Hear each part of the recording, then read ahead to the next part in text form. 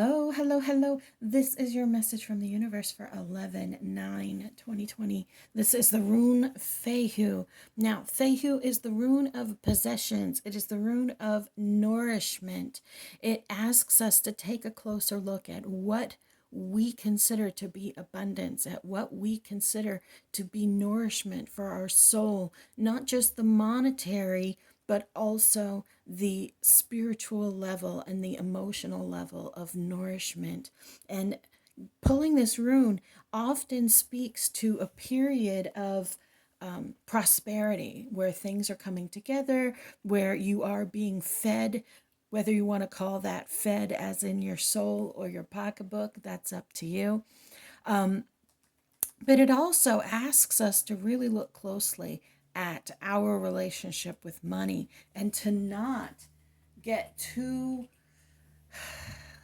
rejoicing or spendy, to really look at the things that we are doing and the things that we are spending our money on when we have it, or spending our energy on, conserving it perhaps, or using it productively. Now, I have all of my runes in this little bag. Don't laugh. Okay. I've had this since 1993, I'm going to say. So it is beat all to hell. I have made multiple versions of my runes. Now I have settled on a final version that I just keep repainting. But in my little bag of tricks there, I also keep particular crystals as well as other stones that speak to me, that have a message for me. Now, I reached in first, I pulled out this one.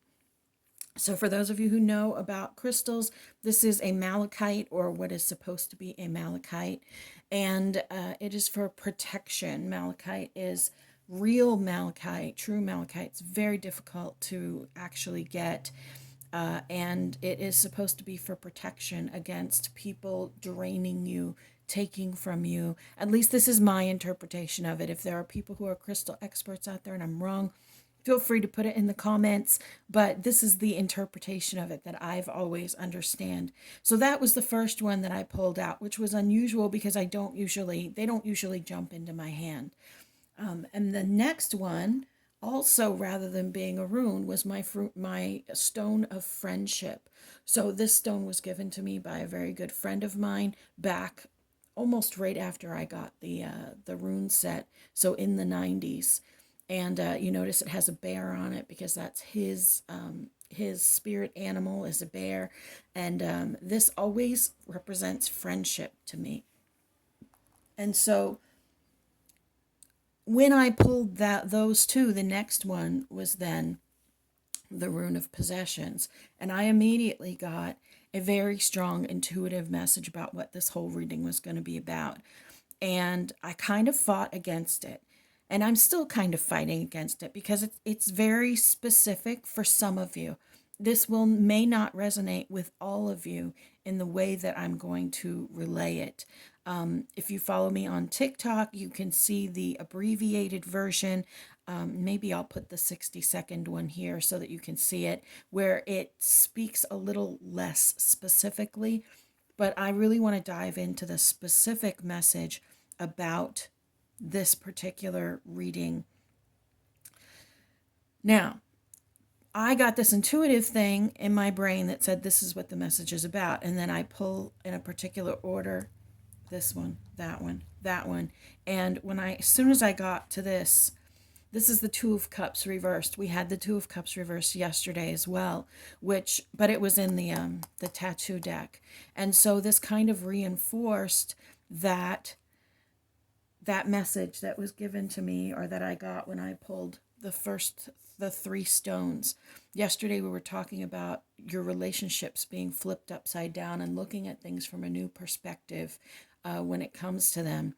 And pulling this again really reinforces this message that I'm getting. There is someone in your life who tends to show up with their hands out wanting.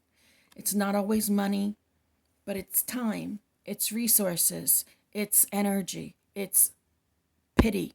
They want your empathy. but not just your empathy. They want your sympathy. They want you to go above and beyond to support their point of view, and they feed on what you are giving them. They are draining your energy, your victory. They are pulling from you your life force. And when you give in to them, you feel like you're doing the right thing. See, you feel like you are helping them and you're there for them. And look, I'm a good person because I'm helping them. And if I don't help them, then I'm not a good person. And this person in your life, they know that. They know that if you don't do what they want you to do, that you will feel like a bad person. And they weave that right into the story that they tell. They weave it right in to their losses. It is not selfish to keep your hard work, your energy to yourself. Now, that doesn't mean you shouldn't have empathy for them. That doesn't mean that you shouldn't feel for them. That doesn't mean that you can't give them some responses, give them some encouragement, send them, hold space for them, whatever it is that you like to say. But when you spend 2 or 3 hours on the phone listening to them draw themselves down while you pump them up, or when you give them money because you have a little bit extra, but when you need in the future, they won't do that. This is not selfish. You taking care of yourself first is not selfish. You saying no to those who would steal your time is not selfish. There is a fine line between service to others and selfishness. There is a fine line between service to yourself and selfishness. And that line is the line of intention. It is the line of intention, because you can send someone all the good intentions that you want without having to tangle yourself up. Tangle yourself up in what is going on with them. You do not have to live their story. You do not have to live their pain. You do not have to live in the way that they are living and the messages that they are receiving, because they are taking. And I have pulled this card many times with other readings. When I look at it right now, what I see is someone who is yanking. You can see like the little effort marks coming out of it. Someone who is trying to steal from you. Now, I don't know that it's going to be actually money. Can you help me with this bill? Can you do this for me? Can you do that for me? I don't know that. A lot of people are energy vampires, and they don't even realize that what they're doing is draining your energy. And we, being giving, caring, empathetic people, will give so much to others that we have nothing left for ourselves. Now, that being said, of course, we always have an infinite, eternal stream of energy because we are directly connected to it. However, the human doesn't always know how to pull from that, and the human can get worn down by the energies of others. And what this reading is saying is that this person is going to stand in the way of your opportunity. This person is going to stand in the way of your expansion, of your good ideas, because when you turn to them with your information, with your new stuff, they shut you down. They don't feed your soul, your energy, your space. They take from it. They look away from it.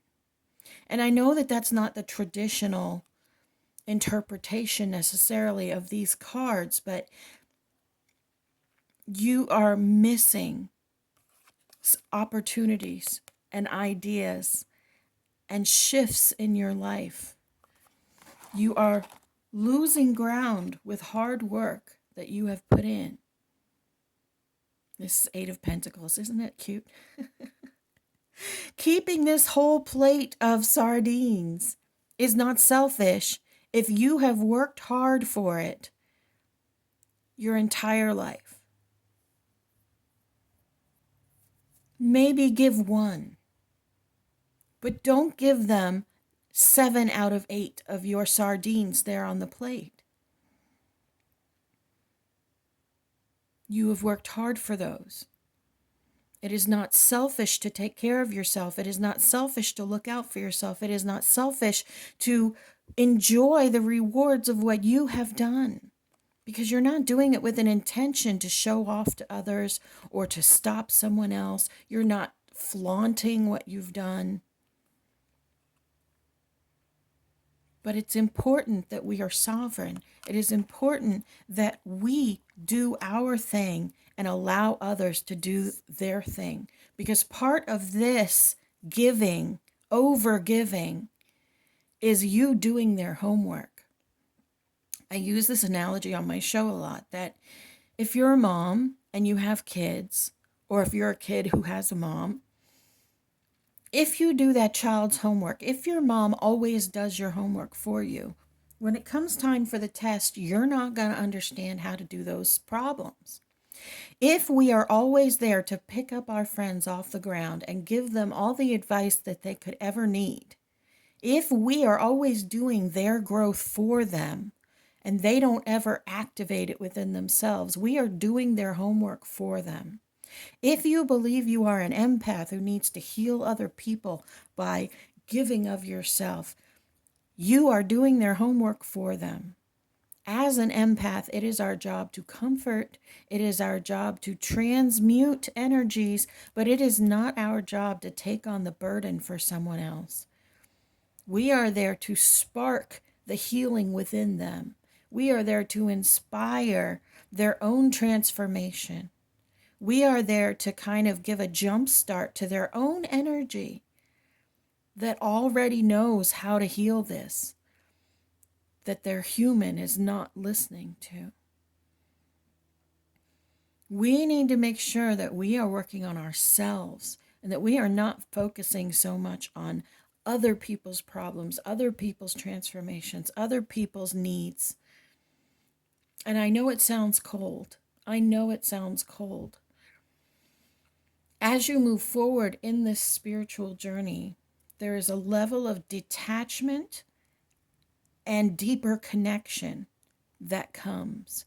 You feel more attached when you detach from the personal. It's very difficult to explain that to someone who's in the midst of all the feels, because near the beginning of your journeys, you often have all the feels and you want to help everyone and you feel very guilty and selfish if you don't. And in our personal lives, if we are a giving person, we often attract, if we overgive, we often attract people who overtake. So this has been a really long one, y'all. Look closely at your relationships. Give wisely of your time and your advice. It is not selfish to take care of yourself first. You owe nobody nothing. You don't owe your time to anyone but yourself. You are beloved, you matter, and you are so loved.